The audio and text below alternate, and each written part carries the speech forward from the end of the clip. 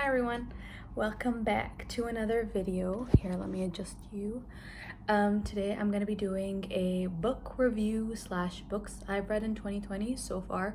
I know we're only in August, so it's like, why are you doing a review now? But I don't know if I'm honestly gonna have time to read as many books as I did in the beginning of 2020. I was just a lot in a better relationship with my Goodreads app, I'm not gonna lie to you. And so yeah, I thought I'd start off. I think I've read, actually didn't even count, let me count and I'll get back to you. 6, 7, 8, 9, 10. I've read 12 books so far in 2020, and I wish I could say I read more, but the thing is I usually read like half of a book, and if I feel like this isn't a book that I can continue because I'm just like not gonna enjoy it for the rest of the time I'm reading it, or I kind of feel like I'm beginning to force myself to read it, I'll just stop. Because I think one of the reasons I didn't used to read as much before was because of the fact that when I did used to get that feeling of I feel like I was being forced, I just continue reading. I just didn't think, maybe I didn't think I was worthy of reading other books. I don't know, you know those toxic relationships you can get into? Anyway, so I wanted to start off with the first book that I read in 2020 is Sister Outsider by Audre Lorde. It is essays and speeches, and I read this towards the end of 2019, but I finished it in 2020. So I finished it in like 3 weeks or 4 weeks or something like that. That was the time I had exams, so I didn't have as much time. But when I say that this book is my Bible, I mean this book is my actual Bible. Like, I still read it. It's filled with highlighted parts and passages, and it has my favorite essay of all time. I think it's called, I'm trying to find it, it's called The Transformation of Silence into Language and Action. And it's just, I was telling a friend of mine, I was like, I feel like as an Arab woman there isn't a lot of media that's written obviously for you to understand, and a lot of the times before I kind of understood what intersectional feminism was, and I didn't really fully comprehend. I felt like the issues that a lot of white women had, I was like, I am not having these problems, you know, like, because I haven't even gotten to the point where I can have those problems. Do you guys know what I mean? So I felt like seeing someone who was gay, lesbian, and black in the 60s and 70s and being able to write and talk the way that she did, it makes you feel so liberated. It makes you feel like you can do anything. Like, it's such a freeing feeling. And the fact that ever since I read this book, I've got a bunch of her books. I got Zami is the New Writing for My Name. I got some of her other essays. I read some online. And I know a lot of people are like, essays are fucking boring because it's nonfiction. Well, suck it up and read it, because this is gonna change you. Anyway, the next book was The Testaments by Margret Attwood. I probably should have organized these by order before I started this video, but why not make it chaotic? So Testaments is the sequel to The Handmaid's Tale, and I read The Handmaid's Tale in 2018, and then I watched TV show and all of that. And when I tell you guys I finished this book in 3 days, like 3 days. The ending was kind of frustrating and kind of cliche, so it's not ruining the book for you. This is just my opinion. Up until I think like page 300 or something like that, it was incredible, and then the last 100 pages were just a little disappointing in comparison to the rest of the book, especially from the way that The Handmaid's Tale was. Like, The Handmaid's Tale didn't end with like an ending that was like crystal clear, you know? It was just an ending, and I kind of expected that, but I don't know, I was a little disappointed, I'm not gonna lie. But I love Margret Attwood. Would sell my soul for that lady. Such a cute old lady. I love her. You guys should watch her podcast. She's so like well spoken. I listened to every podcast about The Handmaid's Tale just to hear her talk. Anyway, and then the next book was by 2 Arab women, my gals. So I started reading Lolita in Tehran by Azar and Nafisi. And I read this book because Azar and Nafisi was supposed to come to Kuwait, and I finished it in like I think 2 weeks, and I had university. Like, I want you guys to realize when I say like 2 weeks, I'm not saying that like, oh, you know, I finished books so fast, but really this is fast for me because this is the most books I've ever read in my life in a year. So I feel like I need to breathe. Anyway, so my aunt got me this book because she was like, oh, Azar and Nafisi is coming to Kuwait, you should read these. And she got me another book of hers, and I read this book, and it was revolutionary. I love, ever since I read Persepolis, which is a graphic novel made by a Persian woman. And ever since I read that and the Iranian Revolution, it was like, after 1979, I've been obsessed with kind of reading about it. And my mom's like very, very, what's the word? Like, she's very passionate about that subject. So like, it's actually nice to have someone I can actually talk to about these things. And Persepolis was from the eyes of a 14-year-old, 15-year-old, but this is from the eyes of around the 40-year-old woman who was able to 50, I think, when she 50 or 40 or anything, I don't know, but she was able to remember the way that Iran was before the revolution. So it's really, really amazing to read like her perspective, and every chapter is dedicated to a book that's forbidden in Iran at the time. I don't know if it's still forbidden, to be honest, but yeah, and it's a memoir in books. So like the first chapter is Lolita, and then the second chapter I think was okay, I don't know, one second, give me a second. And then Gatsby, James, and Austen. And you could tell how every chapter was relevant to what she was discussing at the time. You know what I mean? It was very fascinating. And then my next book is by my queen, Nawal Saadawi. Anyway, I started reading this book because my friend Emel, hi Emel if you're watching this, was taking like this Arabic women's course thing in university. And obviously KU is not going to have that. Like, why would they? A whole course dedicated to Arab women? Girl, who are you?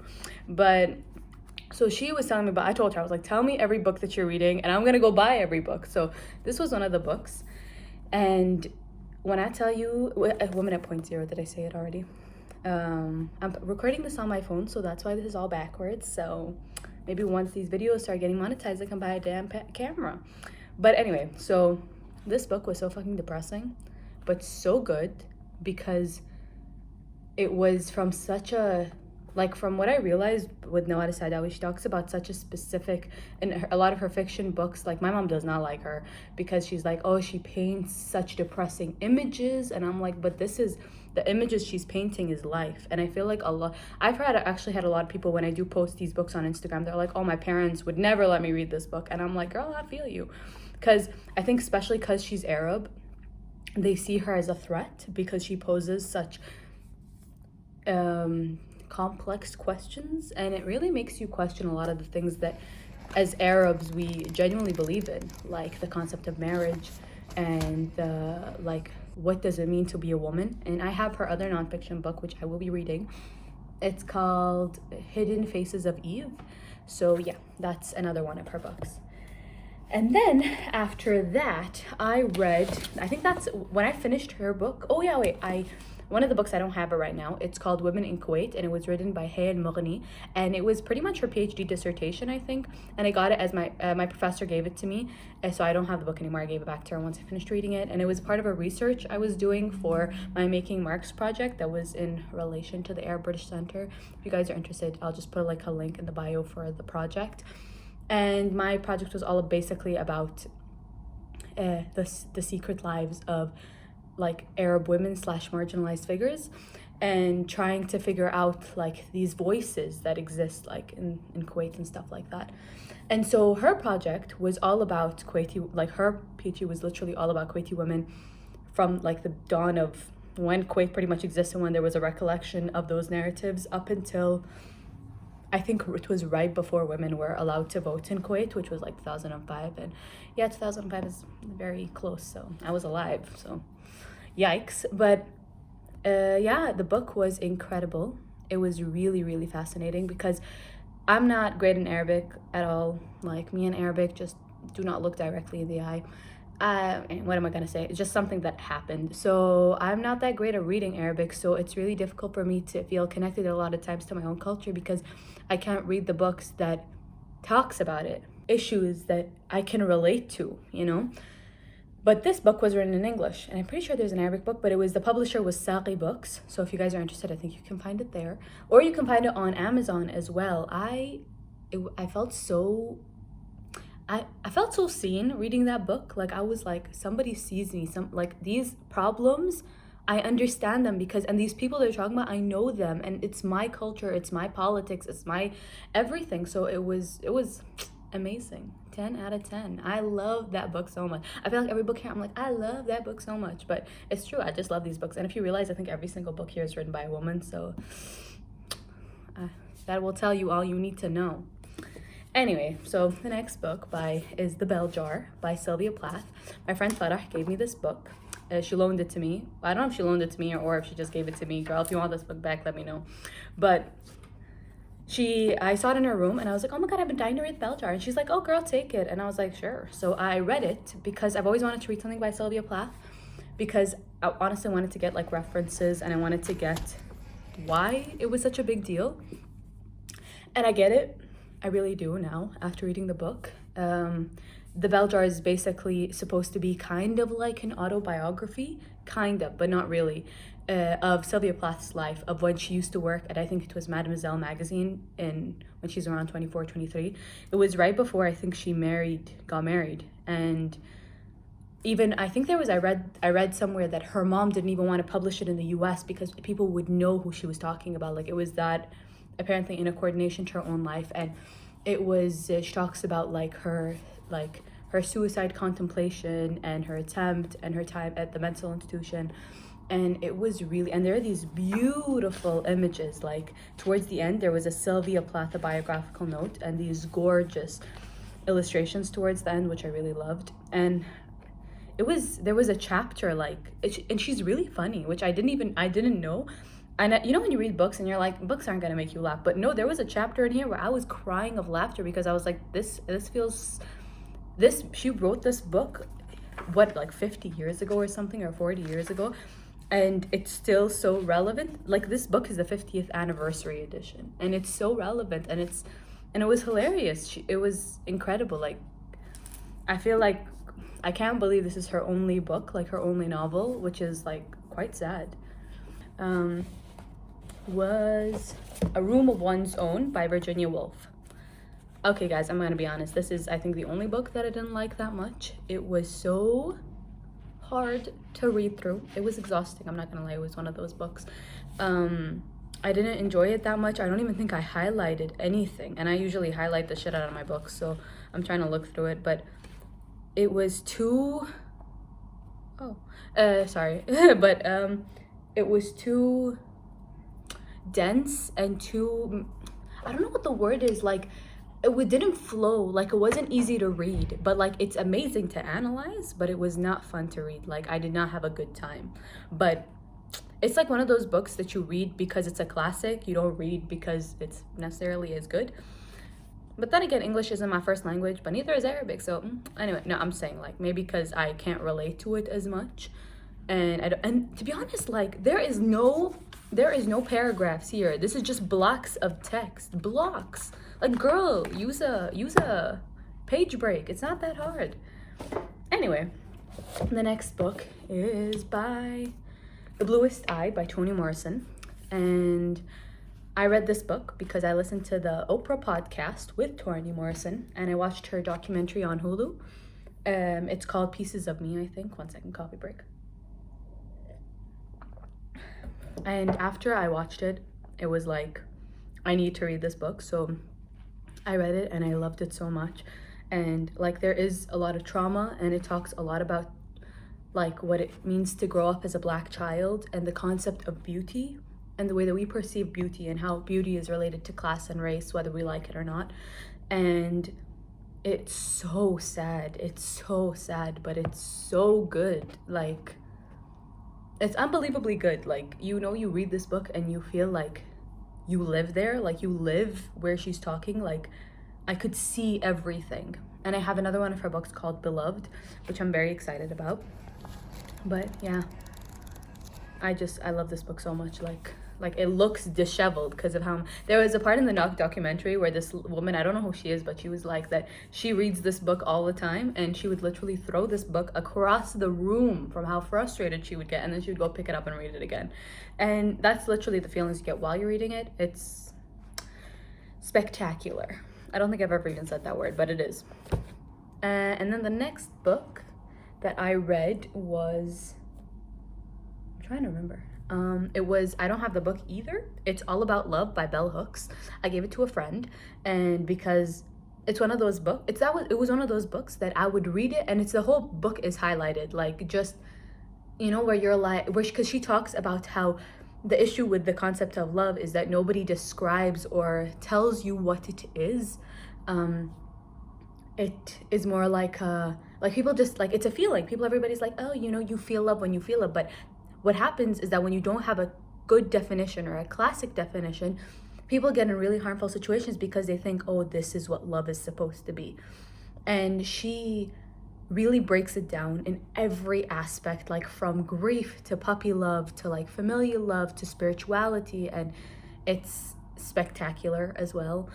I remember there was, oh yeah, and what I really like about this book is that it really talks about the effects of the patriarchy, capitalism, and racism on the concept of love, and how a lot of times what we think is love is not actually love, and how the patriarchy has really created an image of love that we don't agree with and that shouldn't exist. And it's really amazing, and Bell Hooks is amazing, and we love her, and I want to get all of her other books, but so far I only have that one. I have her other book, Outlaw Culture, so yeah, I will definitely be reading that. Okay, and next book, I think this is one of my favorites. It was Diary of a Teenage Girl by Phoebe Glockner, and I got this book 4 years ago and never read it. I don't really know why, but once I started really getting into illustration now and art, I was like, why don't I read it? Because it's like the actual, pretty much the diary of Phoebe Glockner when she was living in San Francisco in the 70s as a 15-year-old. Like, she literally looks like, that's the author, and she looks identical to the drawings.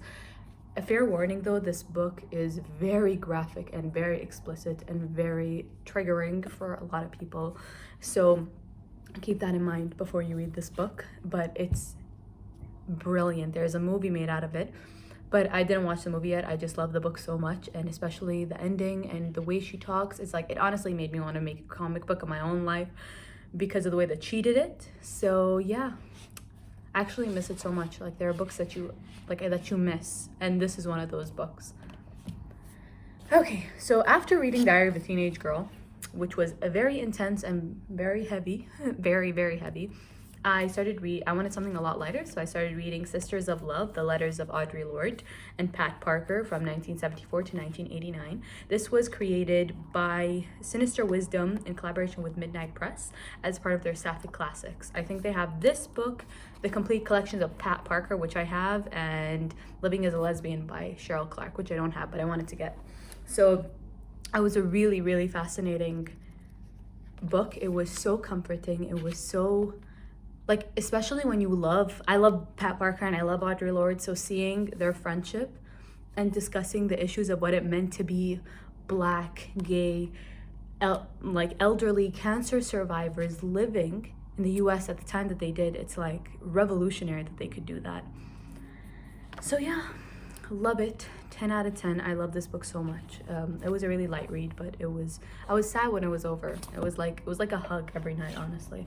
The book that I'm currently reading right now is Oranges Are Not the Only Fruit by Jeanette Winterson, and it basically talks about her life as an orphan adopted into this like evangelical household in the north of England, and she basically talks about what it was like to grow up so suffocated by religion and God, and what her life ended up being like. And so yeah, it's really, really fascinating. And yeah, sorry, I'm kind of tired of talking. YouTubers don't tell you how exhausting this can be.